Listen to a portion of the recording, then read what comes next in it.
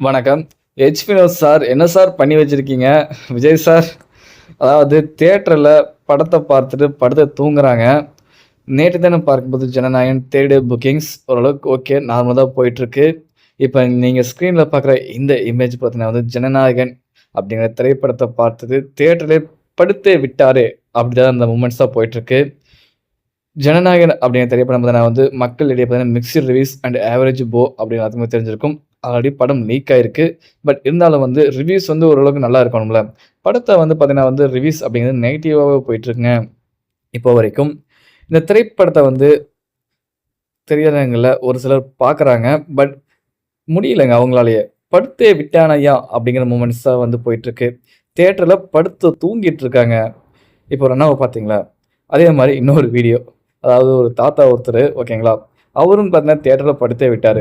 ஜனநாயகன் படம் ஓடிட்டுருக்கு. ஸ்க்ரீன் முன்னாடி ஓடிட்டுருக்கு. படம் பார்க்கறதுக்காக பார்த்தீங்கன்னா அவர் ரெடியா இருக்காரு. பட் அவரும் பார்த்தீங்கன்னா படுத்து தூங்குறாரு. ஓகேங்களா?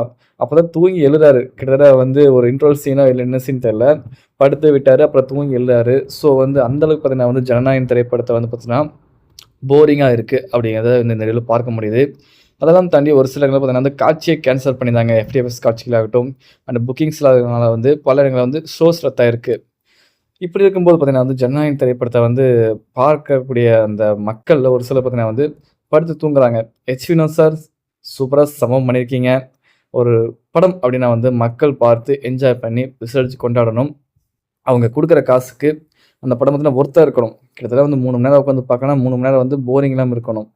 ஸோ வந்து நீங்க கடைசியா எந்த திரைப்படத்துக்கு போய் இருந்து படுத்து தூங்குனீங்க? இந்த திரைப்படத்த வந்து பார்த்துட்டு அந்த தியேட்டர்லயே படுத்து தூங்கிட்டேன் அப்படின்னா, அது என்ன திரைப்படம் அப்படின்னு கமெண்ட் பண்ணுங்க. ஓகேங்களா?